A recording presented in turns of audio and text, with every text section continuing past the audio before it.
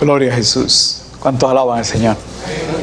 Se siente la presencia de Cristo en medio nuestro. Él lo ha prometido, estar en medio de su iglesia, donde estén 2 o 3 allí congregados en su nombre. Allí el Señor también estará. Gloria a Jesús. 7 cosas que Dios conoce de ti y de mí, y aún así nos ama. Ese es el tema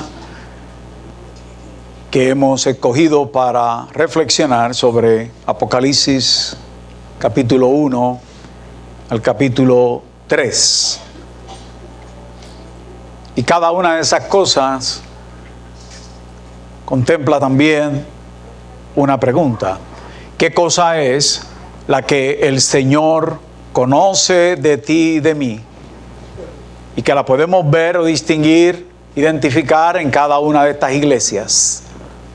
Y ver cuál es la respuesta del Señor para nosotros. Decíamos el domingo pasado, hablando acerca del mensaje del Señor Jesucristo a la iglesia de Éfeso, que aunque usted tiene el resumen aquí en su boletín, tiene el resumen de ese sermón, queremos, a modo de preámbulo, destacar que la iglesia de Éfeso, decíamos en esa ocasión, era una iglesia notoria por su fervor y celo doctrinal.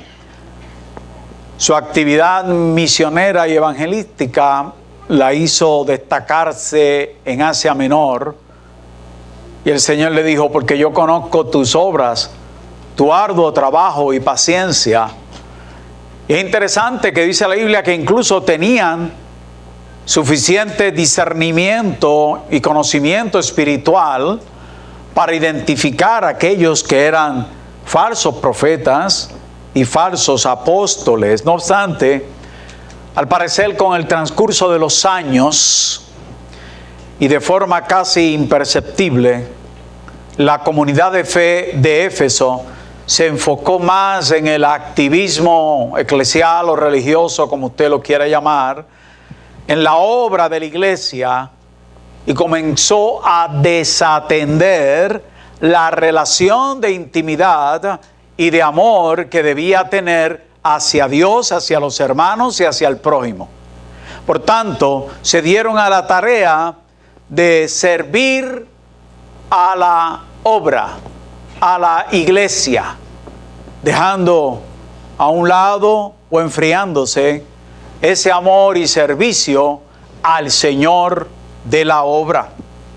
Y el Señor los confronta y les dice: mira, iglesia, a pesar de todo ese activismo que tienes, tengo contra ti lo siguiente. Tú has dejado atrás, tú has dejado enfriar, tú has abandonado tu primer amor. Tu primer amor, el amor al Señor, al hermano, al prójimo. Y es interesante que el Señor entonces, luego de hacerle este recuento a la iglesia de Éfeso, le dice: por tanto, recuerda de dónde has caído. Es un llamado, ¿verdad? Recuerda de dónde has caído. ¿Dónde fue esa ocasión? ¿Qué fue lo que te hizo deslizarte? ¿Qué fue lo que hizo enfriar tu relación? Vuelve a tus primeras obras. Esto es, vuelve a congregarte, vuelve a la iglesia, vuelve a estar en armonía con tus hermanos, en unidad con tus hermanos, vuelve a la oración, vuelve a la lectura de la palabra, vuelve a la comunión con el Señor y los unos a los otros. Y Jesucristo le hace esa invitación a la iglesia de Éfeso y le dice: si tú haces eso, si tú recuerdas de dónde has caído, si tú te arrepientes, si tú vuelves a hacer tus primeras obras, entonces tú vas a ser más que vencedor. Podrás entonces venir y comer del árbol de la vida, continuar comiendo del árbol de la vida. Así que, ¿qué cosas Dios conoce de mí y de ti a través de la iglesia de Éfeso? Dios conoce que en ocasiones tu amor, tu pasión por Él y aún por su obra ha mermado o se ha debilitado. pero aún así te invita a comer del árbol de la vida. Te invita a que vuelvas a hacer las primeras obras. Te invita a que vuelvas a su primer amor. Así que eso es en síntesis el mensaje del Señor a la iglesia de Éfeso. Pero vamos a ver en esta tarde, en esta mañana, qué el Señor le escribe, qué le dice a Esmirna. ¿Y qué le dice a Esmirna en la iglesia de aquel momento? ¿Qué le dice a Esmirna en la iglesia colectiva total? ¿Y qué le dice a Esmirna, entiéndase, a ti y a mí en esta hora? Vayan conmigo a Apocalipsis capítulo 2, versículo, vamos a leer del 8 al 11, en reverencia a la palabra de Dios. Los que puedan estar en pie, que su condición de salud o física se lo permita, usted estará reverenciando la palabra de Dios.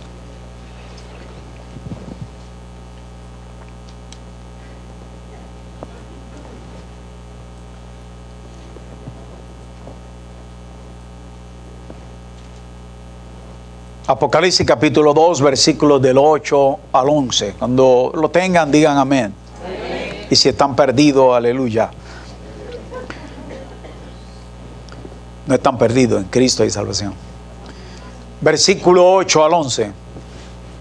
Y escribe al ángel de la iglesia en Esmirna, el primero y el postrero, el que estuvo muerto y vivió, dice esto: yo conozco tus obras y tu tribulación y tu pobreza, pero tú eres rico. Y la blasfemia. Ahí la palabra blasfemia se puede interpretar como vituperio, prejuicio, difamación, calumnia, falsa acusación. Más bien desde esa perspectiva es que se está diciendo. De los que dicen ser judíos y no lo son. Veremos más adelante que era un grupo de judíos que se llamaba así judíos. Eran bien celosos por otro lado de la ley, pero no se atemperaban a ella. Pero eran enemigos de los creyentes. Y eran los que se reunían en la sinagoga, pero no a adorar a Dios. Bien, eran de los que procuraban presionar al grupo de cristianos. ¿Y usted sabe cómo le llama el Señor? Reunión de adversarios, sinagoga de Satanás. No temas en nada lo que vas a padecer. He aquí el diablo echará a alguno de vosotros en la cárcel para que seáis probados y tendréis tribulación por 10 días o dentro de 10 días o en un tiempo corto. Sé fiel hasta la muerte y yo te daré la corona de la vida. El que tiene oído, oiga lo que el Espíritu dice a las iglesias. El que venciere no sufrirá daño de la segunda muerte. Oramos al Señor. Oramos. Padre, en el nombre de Jesús, te damos gracias, Señor, por tu palabra. Tu palabra es vida y vida en abundancia. Ella es la única que nos puede restaurar, Señor, y transformar. Cualquier libro nos puede dar información, pero este nos forma la vida y nos la forma a la estatura y plenitud del varón perfecto llamado Jesucristo, nuestro Dios, nuestro Señor, nuestro Rey, el Hijo de Dios. Pedimos en esta hora, Señor, que esta palabra quede grabada en nuestra mente, en nuestro corazón, de forma tal que la podamos poner por obra, Señor, en el nombre de Cristo. Entregamos a ti ahora mismo toda carga, Señor, toda ansiedad, toda preocupación, de forma tal que el Espíritu Santo pueda llegar con esta palabra, penetrar a la mente y al corazón. Que allí quede, Señor, solamente tu palabra. Te lo pedimos en el nombre de Jesús, que me escondas tras la sombra de la cruz, donde solamente Cristo pueda ser visto y su palabra pueda ser escuchada. En el nombre de Jesús. Amén. Pueden sentarse, amado. Esmirna era una ciudad preciosa, próspera económicamente. Se le llamaba la ciudad dorada porque tenía bellos edificios, calles pavimentadas. Era la única región donde existía una escuela de medicina. Incluso tenían su propia moneda. Y esta región de Esmirna eran también aliados del Imperio Romano, por lo cual tenían una peculiaridad que le incomodaba a los cristianos, y era que rendían culto al emperador. Y ya hemos dicho anteriormente que eso era parte de la pugna, del antagonismo entre el sector de cristianos, de creyentes en estas regiones, y el Imperio Romano, que les querían hacer que ellos confesaran que el emperador era el Señor, el Kyrios, el Kyrios. Y ahí pues obviamente los cristianos no comulgaban con esa petición que se les estaba haciendo, y como consecuencia del mensaje de la buena nueva, a los creyentes se les veía como amenazas al imperio, a la región, a la cultura, a la política, a la sociedad de aquel tiempo, a la religión romana, y se desató, como ya hemos dicho anteriormente, una persecución de parte de los gentiles romanos, pero que en esta ocasión en Esmirna a la persecución se le añadió un grupito de judíos. ¿Ve? Hicieron un combo entre los judíos y los gentiles, y empezaron a oprimir al sector evangélico cristiano. Empezaron a ser hostiles al evangelio. Y de hecho la historia relata que en este contubernio de judíos y gentiles se formó un grupo que lo hicieron con el propósito de crear ficticiamente un tipo de motín, de manera que los creyentes fueran culpables de ese motín en la región de Esmirna. Y nos dice la historia que para esa época al obispo de Esmirna, llamado Policarpo, se le acusó de que él no quería decirle al emperador el Señor, el Kyrios. Así que cogieron al emperador, a Policarpo, y después de llevarlo a un juicio, lo encontraron culpable, lo pusieron en un mástil, en una estaca, leña a su alrededor, y le prendieron en fuego estando vivo. Antes de encender la antorcha, dice la historia, que un soldado se le acerca a Policarpo y le dice: esta es tu oportunidad de salvar tu vida. Es cuestión de que diga que el emperador es el Señor y no Jesucristo. Y con eso pues vas a salvar tu vida.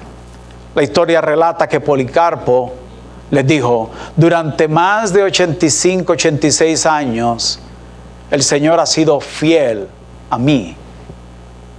Yo no podría en esta ocasión jamás negar su nombre. Y entonces el soldado procedió a lanzar la antorcha de fuego, y allí murió Policarpo en un martirio. Y la persecución arreció contra la iglesia de Esmirna. Sufría las consecuencias de honrar su fe en Jesucristo. Y de aquí que esta iglesia, distinto a la que ya vimos de Éfeso, el Señor Jesucristo no tuvo para con ella ningún tipo de palabra de juicio o de crítica o de señalamiento negativo. Todo lo contrario, le dice: en medio de tu pobreza material, tú eres rica espiritualmente. Interesante. Nótese el escenario de Esmirna. Una iglesia obediente al Señor, una iglesia que el Señor no tiene más que palabras de elogio para ella, pero es una iglesia sufriente en medio de un ambiente hostil hacia ella y hacia el mensaje de Jesucristo. O sea, por ser fiel al mensaje de Jesucristo, la iglesia de Esmirna estaba padeciendo persecución. ¿Qué te dice esto a ti? ¿Qué te dice a ti y a mí? Bueno, me luce que entre otras cosas nos debe estar diciendo que nuestra fidelidad y obediencia al Señor no es garantía de que no vamos a atravesar por el valle de sombra y de muerte. No es garantía.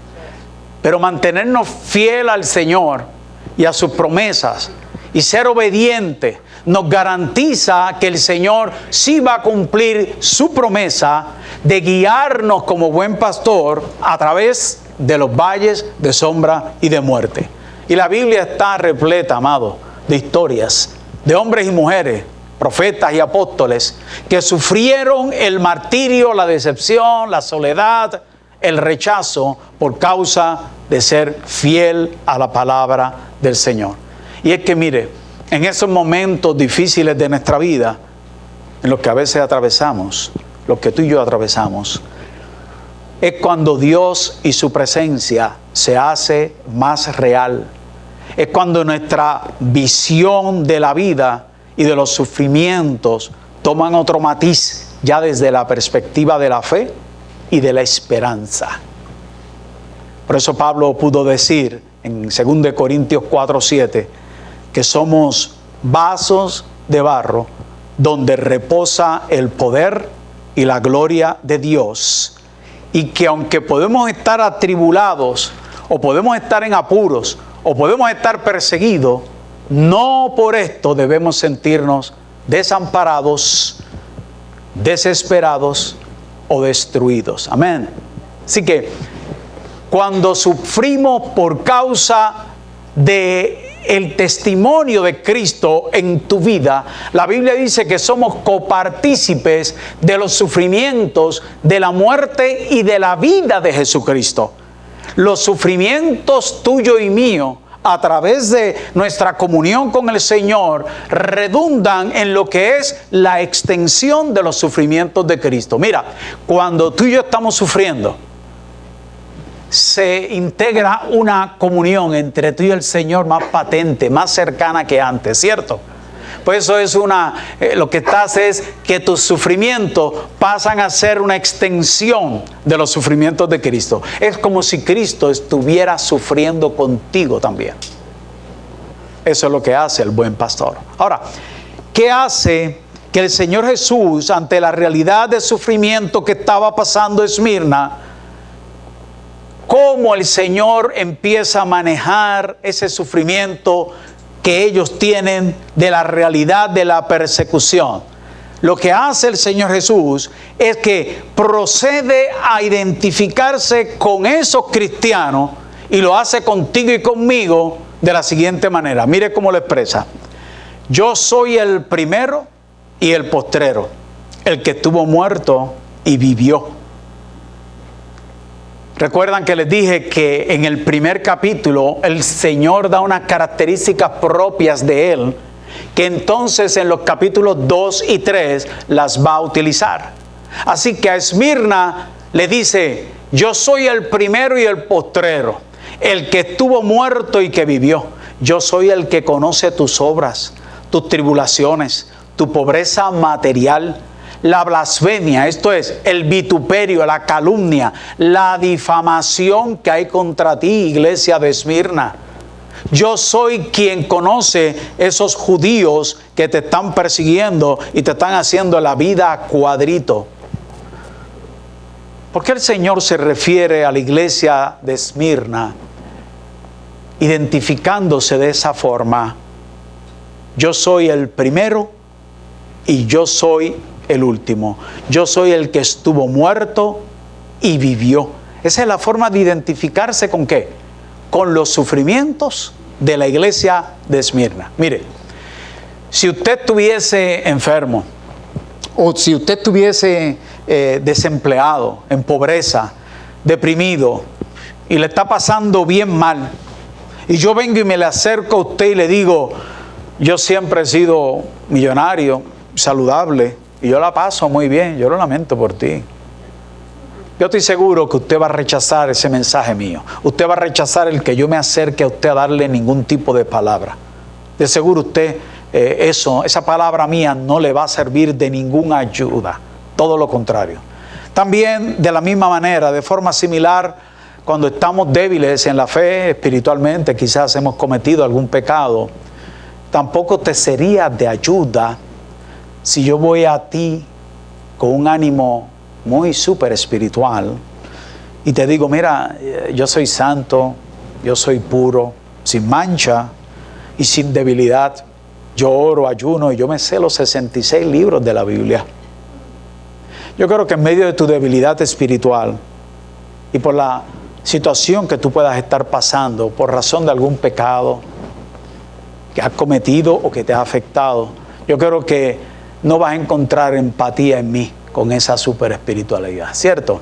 No la vas a encontrar, porque la Biblia nos dice y nos exhorta en Gálatas 6:1 a que nos ayudemos los unos a los otros.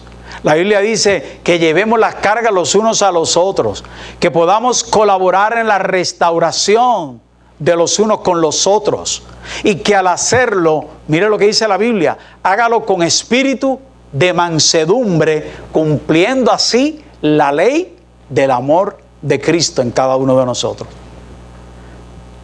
Pero si yo voy a ti de esta otra manera, si yo voy y te digo, oye, ¿sabe que yo sé lo que es pasar hambre? Yo sé lo que es estar desempleado. Yo sé lo que es estar en las ruedas de abajo, sentirme solo, sin trabajo, deprimido, enfermo. Y soy tan pecador como tú. Pero quiero compartirte cómo el Señor me ayudó a mí a lidiar con mi problema y mi situación. A ver si en alguna medida eso te ayuda y te brinda algún tipo de luz, ¿verdad? En tu situación que te pueda ayudar. Yo estoy seguro que entonces tú vas a prestar atención, porque hay empatía, hay contacto, hay similitud de experiencias, nos podemos identificar. Oiga, y Jesús es tan sabio que eso fue lo que hizo con Esmirna. Se identificó con una iglesia sufriente como aquel le dijo, yo soy el que estuvo muerto y vivió. Yo soy el que he estado en medio de ustedes. Lo que le estaba diciendo es, yo fui el que me hice carne. La segunda persona de la Trinidad vino, habitó entre nosotros, conoció nuestras luchas y debilidades, conoció en carne propia ser objeto de ¿qué? De la humillación, de la vergüenza, de la traición. Jesús probó el barro de nuestra naturaleza humana, pero sin pecar, dice la Biblia. Así que por eso es que podía identificarse con Esmirna en su persecución y se identifica contigo y conmigo en nuestra situación y sufrimiento. Hebreos 4:14 dice, porque no tenemos un sumo sacerdote que no pueda compadecerse de nuestras debilidades, sino uno que fue tentado en todo, según nuestra semejanza, pero sin pecado. Acerquémonos confiadamente al trono de la gracia para alcanzar misericordia y oportuno socorro. Así que el Señor le dice a Esmirna y a ti y a mí en esta mañana, yo conozco tus obras, tu tribulación y conozco tu pobreza. Y al decir pobreza, la palabra que está usando ahí en el griego es extrema pobreza. Pero no está hablando solamente de una pobreza espiritual o una pobreza en la cual hay un sector de personas humildes que es despreciada por otros, o de una pobreza material. Está hablando de una pobreza extrema material. Ahora, ¿por qué estaban pasando por esa situación el sector de cristianos de Esmirna? Se asume que estaban pasando por eso porque ante la persecución había difamación contra el sector creyente, habían prejuicios, ¿bien? Así que se asume que no los empleaban, no los contrataban a los creyentes. Pero usted sabe lo que hace el Señor, les dice, pero tú eres rico espiritualmente. Y es que los seres humanos podemos medir nuestra riqueza desde una perspectiva de lo que son los bienes y valores materiales que tenemos, pero el criterio del Señor es diferente. Por eso es que Santiago nos dice en el capítulo 2, versículo 5, hermanos míos, oíd esto, no ha elegido Dios a los pobres, que ya hemos dicho, de este mundo, para que sean ricos en fe y herederos del reino que Él ha prometido a los que le aman. Esto no quiere decir que el rico, por ser una persona materialmente bendecida, no pueda tener un encuentro con el Señor Jesucristo o no vaya a ir al cielo. Lo que quiere decir, por otro lado, es que la persona que es pobre está más consciente de su necesidad y de su condición de desamparo, y esto la hace que, pues, más sensible a esa palabra de esperanza, de consuelo que brinda el Evangelio. Ricos o pobres son salvos por la gracia del Señor Jesucristo. Así que sí, el Señor conoce, el Señor se identifica con tus obras, tu tribulación, tu pobreza y la persecución de la que tú eres objeto. Pero mira cómo nos dice el Señor en esta mañana, y le dice a Esmirna: no temas en nada. Y si usted observa el versículo, uno diría: wow, el Señor me está diciendo, no temas en nada. ¿Acaso este no es el mensaje del Evangelio? ¿Acaso el mensaje del Evangelio es el perfecto amor echa fuera el temor? El mensaje del Evangelio es que somos guardados por el poder de Dios, que en Cristo somos más que vencedores. Pero mire lo que dice el texto, dice: no temas en nada lo que vas a padecer. El diablo echará a algunos de vosotros en la cárcel para ser probado, y tendréis tribulación por 10 días. 10 días es durante 10 días, dentro de 10 días, por un espacio corto. Esa es básicamente la interpretación. Pero nótese que el Señor le está diciendo a Esmirna: mira, yo conozco tu tribulación, tu pobreza, tu vituperio, que te van a echar en la cárcel, que vas a ser perseguido por los judíos. Y yo me imagino que los creyentes de Esmirna estarían diciendo: déjame ver una cosa, que estamos sufriendo, sí, que hemos sufrido, que estamos sufriendo y que vamos a sufrir más. O sea, esto es pasado, presente y futuro. Alguien dijo que del sufrimiento surgen las almas más fuertes. Los caracteres más sólidos están plagados de cicatrices en el alma. Así que alguien podría decir: no son buenas noticias. No temas, no temas lo que vas a sufrir. No temas lo que te espera. Hay varias fuentes, por así decirlo, o precedencia de las pruebas del creyente. Primero, nuestra propia concupiscencia. ¿De dónde vienen las guerras?, decía Santiago. ¿De dónde vienen los pleitos y las disensiones? ¿No es acaso de vuestras pasiones las cuales combaten en vuestros miembros? Así que, primera procedencia de las guerras, de los conflictos, de las amarguras, a veces de las pruebas mismas que nos buscamos, es que nuestros pleitos, disensiones, nuestras pasiones en nuestro corazón, que bullen continuamente. La segunda es que nuestro adversario, el diablo, está como león rugiente buscando ¿a quién? Devorar. Y él vino a matar, a hurtar y destruir. La tercera fuente de sufrimiento, de pruebas en nuestra vida, es la voluntad soberana permisiva de Dios. Y si no, pregúntenle a Job. O pregúntenle a José. ¿Recuerdan José, el hijo de Jacob? Dice la Biblia que fue echado en un pozo, después fue llevado como esclavo, y de esclavo lo vendieron a Egipto, y allí en Egipto, después de estar varios años en una cárcel, entonces es que pasa a ser el segundo en mando allí en Egipto. Y mire lo que dice José cuando se enfrenta a sus hermanos, ya en los últimos capítulos de Génesis. Dice: vosotros pensasteis mal contra mí, mas Dios lo encaminó a bien. No se entristezcan por lo que me hicieron. Fue Dios quien me envió acá para preservación de vida. Así que, independientemente de cuál es la fuente de tu sufrimiento, la procedencia de tu situación actual, lo más importante no es saber el porqué de ese sufrimiento, aunque siempre es bueno escudriñar y reflexionar por la situación que tú estás pasando, a modo de control de calidad.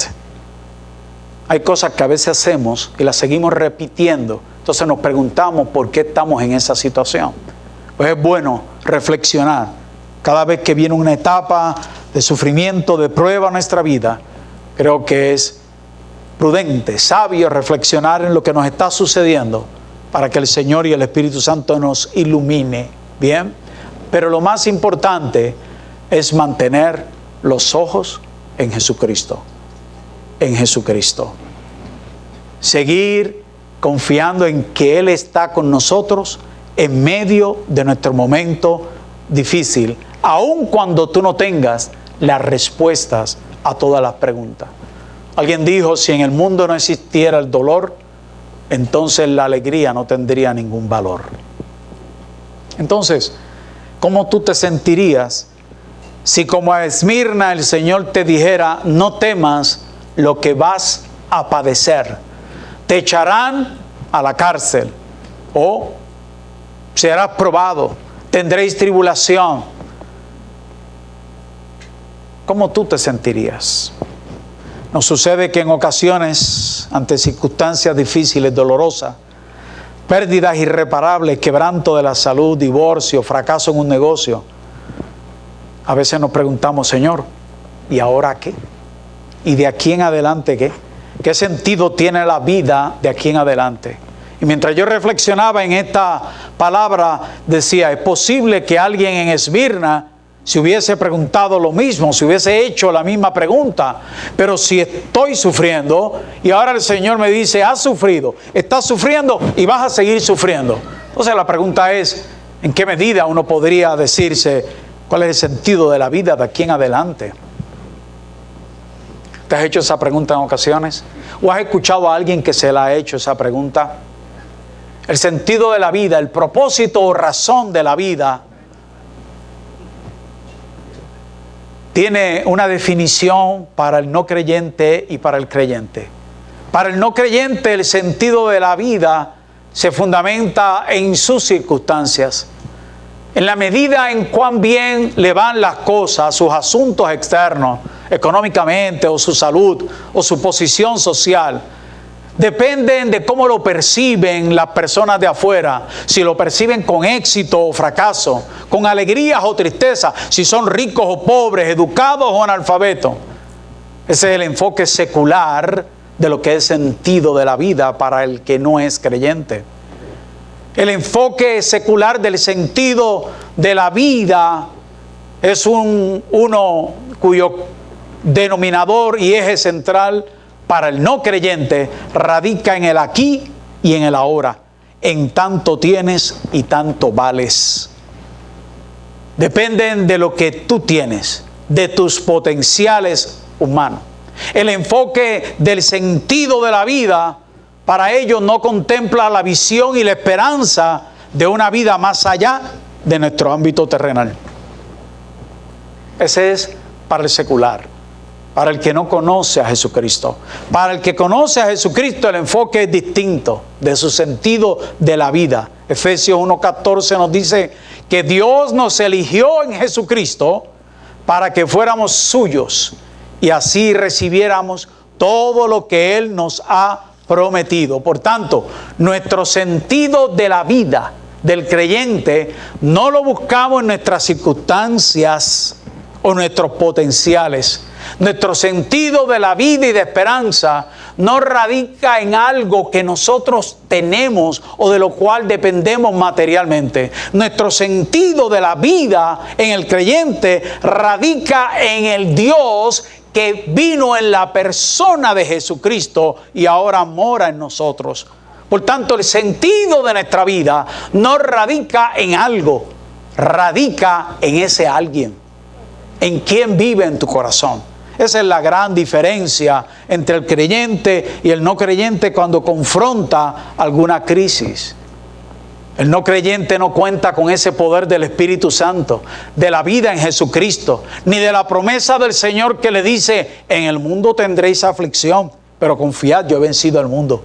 El no creyente no cuenta con esa promesa.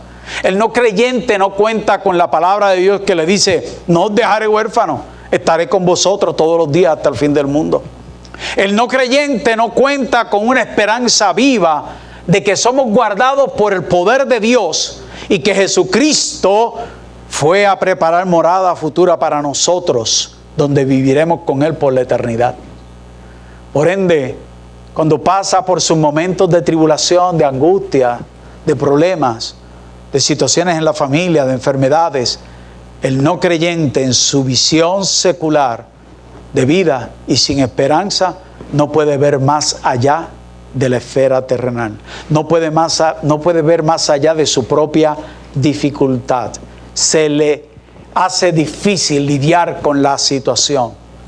Qué grande, qué poderoso es el creyente, ¿verdad, amado? Qué poderoso es tener a Cristo en el corazón.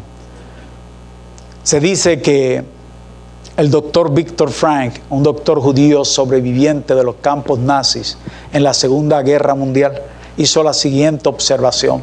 Él decía que él había observado que mientras estaban los prisioneros de guerra, los observaba y pudo identificar que a pesar de los castigos y sufrimiento del encarcelamiento, aquellos que tenían un sentido de la vida que trascendía esas circunstancias negativas que estaban viviendo y ponían su mirada en un cielo o en un Dios supremo, podían soportar todos los castigos que ellos eran objeto. Interesante observación, ¿verdad? El doctor Howard Thurman, citado en el libro del doctor Timothy Keller, Una fe lógica, dice que en una ocasión dio una conferencia en Harvard en el 1947, y este doctor dice que él había estudiado los cánticos, bien, que entonaban los esclavos que trabajaban en los campos de algodón y de tabaco allá en el siglo XVIII y XIX, y observó que los cánticos, las letras, estaban llenas de referencias al cielo, a la recompensa que recibirían, a un nuevo mundo, a que vestirían túnicas blancas, qué irónico, ¿verdad?, a la vida eterna. Y según el doctor Thurman, esta fe expresada en canción capacitó a los esclavos para soportar su esclavitud con esperanza.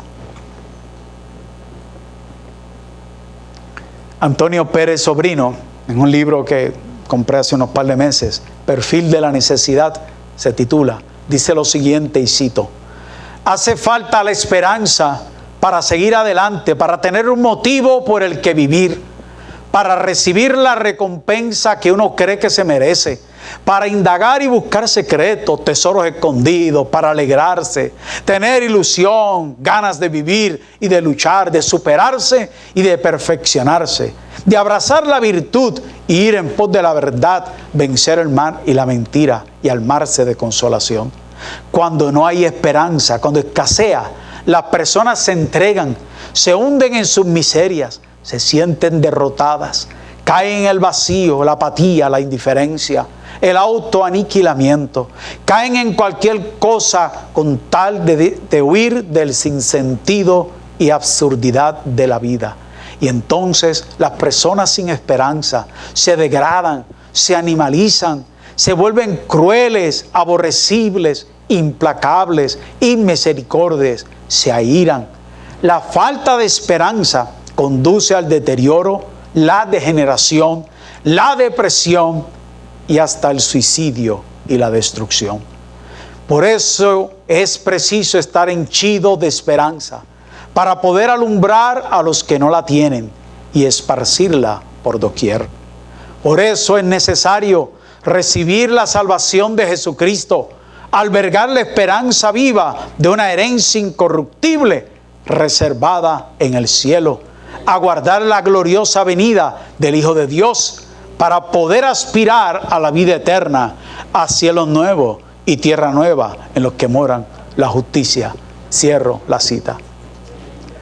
Así que de las observaciones de este doctor Viktor Frankl en sus campos de guerra nazi y el doctor Thurman, podemos decir que el sentido de la vida y la esperanza radican en poner nuestra mirada en un referente trascendental más allá de esta vida, más allá de las circunstancias que estamos viviendo en este mundo. Y con los hermanos de Esmirna y nosotros en esta mañana decimos que ese referente trascendental se llama Jesucristo. Por eso es que Él dijo, yo soy el primero, el postrero y el que venció la muerte. Y ese es el que nos invita a unirnos a este equipo de más que vencedores. Él es el que nos invita, amado, a mantenernos fieles hasta la muerte y así tener la corona de la vida eterna. Ese es el mensaje a Esmirna. Le está diciendo el Señor a Esmirna de forma suave, en amor: me estoy identificando con tus tribulaciones. Y nos dice a nosotros, con tus sufrimientos, para que en medio de esos sufrimientos y tribulaciones tú le encuentres un sentido a la vida que nadie te podrá quitar, pero a la vez encuentres esperanza con la cual nadie podrá enfrentarte y podrás enfrentarte a toda circunstancia en tu vida. Se dice que un rey mandó a un cristiano a retractarse y abandonar su fe en Cristo y le dijo: si usted no abandona a Cristo, le mandaré al exilio. El creyente le dijo: usted no me puede separar de Cristo, porque Él dijo: no te abandonaré ni te desampararé. Y el rey contestó enojado: pues entonces voy a quitarle sus propiedades. Y el cristiano le dijo: mis tesoros están en los cielos y usted no puede agarrarlos allí. Y el rey, aún más enojado, le dice: pues sencillo, te voy a matar. Y el cristiano le respondió: he estado muerto en Cristo por 40 años. Mi vida está escondida con Cristo en Dios. Usted no la puede tocar. Y el rey finalmente dijo: suéltenlo. ¿Qué puede hacerse con un fanático así? Vale la pena ser fiel y fanático al Señor. Amén. Qué bueno. ¿Qué cosa Dios sabe de ti y de mí a través de Esmirna? ¿Qué cosa sabe por la palabra de ti y de mí a través del mensaje de Esmirna? El Señor sabe lo siguiente: que has sufrido y luchas con mantenerte fiel. ¿Y sabe qué te dice el Señor? Persevera, mantente fiel. Él nos dará la corona de la vida. Oramos, amados. Padre, Señor, te damos gracias por tu palabra. Gracias porque tú eres el que realmente nos da sentido a nuestra vida, Señor. Cuando no te conocíamos, el sentido de nuestra vida era o nuestra profesión, nuestro oficio, nuestros bienes, nuestro estatus social o político, cultural. Cuán exitosos éramos o no. Eso era lo que nos daba sentido a la vida. No teníamos la mirada puesta en un referente trascendental. No teníamos la mirada puesta en una vida eterna contigo. No teníamos puesta nuestra esperanza que puede ayudarnos a enfrentar toda circunstancia. Pero qué bueno que tú llegaste a nuestra vida y a este corazón le dijiste: he aquí yo estoy a la puerta y llamo. Si alguno oye mi voz y abre la puerta, entraré y cenaré con él y él conmigo. Y el Señor dice: he aquí estoy a la puerta. Si hubiese alguna vida que en esta mañana quiere decirle al Señor: Señor, ven y entra a mi corazón, dale ese sentido y esperanza que solamente tú puedes dar. Este es el momento para hacerlo. El Señor te quiere decir que en medio de tu situación, de tus debilidades, de tus problemas económicos o de salud, en la familia, en el matrimonio, entre hijos, padres e hijos, en medio de los conflictos que hay en este mundo, Él te dice: yo soy el primero y el último. Yo soy el que estuve muerto y viví. Yo soy quien me identifico con tus problemas y tus situaciones. Por tanto, en mí realmente encuentras verdadero sentido a la vida y esperanza. Si hubiese alguna persona que en esta mañana desea levantar su mano ahí, levantando así su corazón y decirle: Señor, entra a mi vida. Así, con los cabezas inclinadas, los ojos cerrados, tú puedes levantar tu mano si quieres decirle: Señor, entra a mi corazón. Aviva en mí el sentido de vida real y de esperanza. Puedes levantar tu mano y decirle: Señor, Dios bendiga esa mano. Dios la bendiga. Dios bendiga esa mano. Es la forma de decirle: Señor, necesito el sentido de mi vida. ¿Para qué propósito estoy aquí? ¿Cuál es la razón de ser? ¿Para qué nací? Vivo y algún día estaré contigo. Enséñamelo tú, Señor, porque tú eres mi razón de vida. Tú eres mi propósito de vida. Separado de ti nada puedo hacer. Dios bendiga estas dos vidas. ¿Alguna otra vida que quiera decirle así al Señor? Dile: Señor, aquí estoy. O tal vez tú en esta mañana, como en la iglesia de Esmirna, estás escuchando la voz del Señor que te dice: has sufrido, no temas lo que vas a padecer. ¿Qué quiere decir? Que los sufrimientos no acabaron hoy, amados.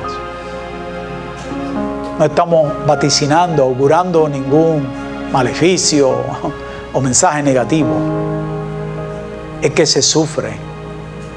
En la vida hay sufrimientos. Y vendrán momentos difíciles en tu vida.